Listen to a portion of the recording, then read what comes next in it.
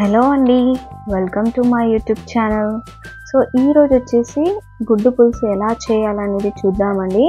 ఇది one of the special curry, ఇంట్లో అందరు ఇష్టంగా తినే కర్రీ అండి. సో ఇది వచ్చేసి చపాతీలో కానీ కర్రీలో కానీ సర్వ్ చేసుకోవచ్చు అండి. ఎగ్లో ఉన్న అధిక ప్రోటీన్ ఉండడం వల్ల ఇది శరీరానికి కండరాలకు బలం ఇస్తుందండి. సో ఇది అట్లీస్ట్ వీక్లీ వన్స్ చేసుకొని ఇంట్లో మీ అందరూ తినండి, చాలా చక్కగా హెల్త్ బెనిఫిట్స్ ఉంటాయి. ఇంకా ఆలస్యం చేయకుండా మనం ప్రిపరేషన్ ఎలా చేయాలనేది స్టార్ట్ చేసేద్దామండి. ఇక్కడైతే నేను ఒక 10 ఎగ్స్ తీసుకుంటున్నాను. 10 ఎగ్స్ని న్యూట్రిపాట్లో బాయిల్ చేసుకుంటున్నానండి. సో ఫస్ట్ అయితే న్యూట్రిపాట్ విజిల్లో మనం వాటర్ పోసేసుకొని ప్యాన్ పెట్టేసుకొని ఒక స్టాండ్ పెట్టేసుకొని ఒక 10 ఎగ్స్ అయితే పెట్టేసుకుందామండి. సో నేను ఇక్కడ అయితే 10 ఎగ్స్ క్వాంటిటీ తీసుకుంటున్నాను.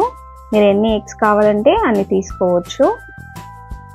ముందుగా నేను వాటర్ పోసేసుకొని ఎగ్స్ మీద లిడ్ పెట్టేసేసుకుంటున్నాను. సో ఇక్కడైతే మీరు చూస్తున్నారు కదా, సీల్ చేసేసుకుంటున్నాను ప్రెషర్. సో ఇన్సైడ్ ఏదైతే స్టీమ్ జనరేట్ అవుతుందో అది బయటికి వెళ్ళకుండా సీల్ చేసేసుకుంటున్నాను. నెక్స్ట్ నేను ఇక్కడ వచ్చేసి మాన్యువల్ అనే ఆప్షన్ క్లిక్ చేసుకొని 7 మినిట్స్కి టైమర్ సెట్ చేసుకుంటున్నాను. సో మనం మాన్యువల్ అనే ఆప్షన్ క్లిక్ చేసినప్పుడు 20 మినిట్స్ చూపిస్తుందండి. మనకు 20 మినిట్స్ అనేది ఎక్కువ టైం, 7 మినిట్స్ అయితే సరిపోతుంది. నెక్స్ట్ నేను ఇక్కడ వచ్చేసి ఒక చిన్న కడాయి పెట్టుకొని ఆల్రెడీ కట్ చేసి పెట్టుకున్న ఒక 2 ఆనియన్స్ నేను వేయించుకుంటున్నానండి ఆయిల్లో. సో ఏవైతే ఆనియన్స్ ఉన్నాయో కంప్లీట్గా పచ్చివాసన అంతా పోయి గోల్డెన్ బ్రౌన్ కలర్ వచ్చేంత వరకు మనము వేయించుకుందాము. ఇలా ఆనియన్స్ అనేది వేయించుకొని మనము కర్రీలో వాడడం వల్ల మంచి ఫ్లేవర్ వస్తుందండి. ఇక్కడ నెక్స్ట్ వచ్చేసి నేను ఒక 1 చిన్న ఎండు కొబ్బరి తీసుకున్నానండి. చిన్న సైజు ఎండు కొబ్బరి తీసుకున్నాను. అవి కూడా చిన్నగా ముక్కలుగా కట్ చేసుకొని నేను అదే ప్యాన్లో ఆయిల్ కొంచెం వేసుకొని వేయించుకుంటున్నాను. అలాగే నెక్స్ట్ వచ్చేసి 2 టేబుల్ స్పూన్ అంత కొరియాండర్ ధనియాలు తీసుకున్నానండి.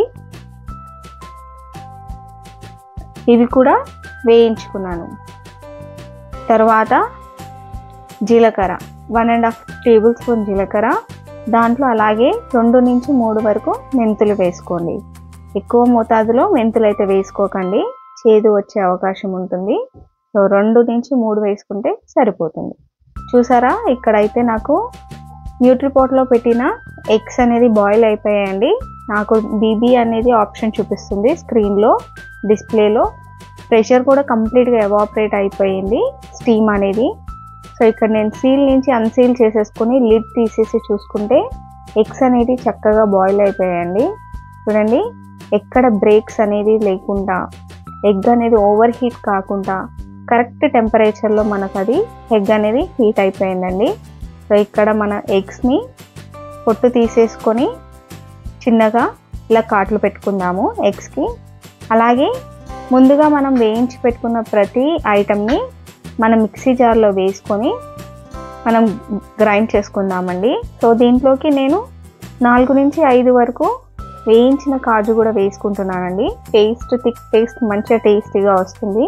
దాంట్లో 1 టేబుల్ స్పూన్ వచ్చేసి మిరియాలు, 3 లవంగాలు, 3 ఇలాచీలు వేసుకొని మిక్సీ పట్టుకుంటున్నాను. ఇవన్నీ వేసుకొని మనం గ్రైండ్ చేసుకున్నాక నెక్స్ట్ దాంట్లోకే వేయించుకున్న ఎండు కొబ్బరి, అలాగే ఆనియన్ పేస్ట్ కూడా, వేయించుకున్న ఆనియన్స్ కూడా వేసుకుందాం. సో ఇవన్నీ ఏంటంటే ముందుగానే వేస్తే అవి పేస్ట్ అవ్వండి. ఏవైతే మసాలా దినుసులు ఉన్నాయో అవి ఫస్ట్ గ్రైండ్ చేసుకోండి.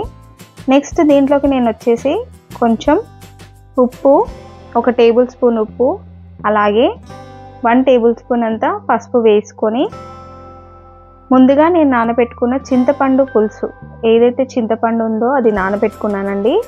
దాంట్లో ఉన్న కొంచెం వాటర్ నేను దీంట్లో వేసుకొని మెత్తగా పేస్ట్ చేసుకుంటున్నాను.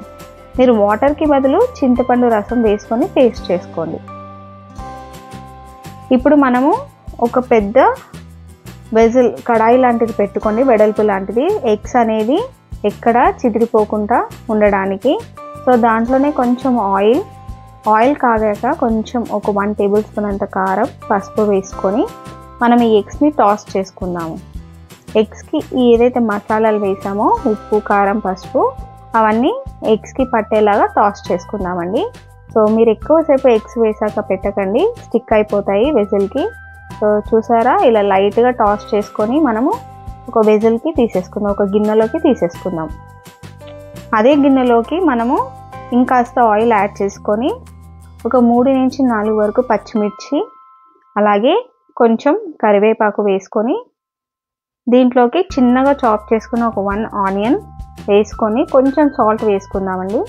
సో ఇవన్నీ వేసుకొని ఆయిల్లో మంచిగా మగ్గించుకుందాం. కాస్త ఆనియన్స్ గోల్డెన్ బ్రౌన్ కలర్ వచ్చాక దీంట్లోకి మనము అల్లం వెల్లుల్లి పేస్ట్ వేసుకొని పచ్చి వాసన అంతా పోయేంత వరకు వేయించుకుందాం. అలాగే దీంట్లోకి ముందుగా గ్రైండ్ చేసి పెట్టుకున్న పేస్ట్ ఏదైతే మనం గ్రైండ్ చేసుకున్నామో మసాలా పేస్ట్ అంతా దీంట్లోకి వేసేసుకొని కంప్లీట్గా పచ్చి వాసన పోయి ఆయిల్ అనేది పైకి తేలే అంతవరకు మనము వేయించుకుందాం. ఒక 5 to 10 మినిట్స్ తర్వాత ఆయిల్ అనేది పైకి వచ్చాక మనకు కారం, రుచికి సరిపడా కారం, ఇక్కడైతే నేను 5 టేబుల్ స్పూన్ల కారం వేస్తున్నానండి.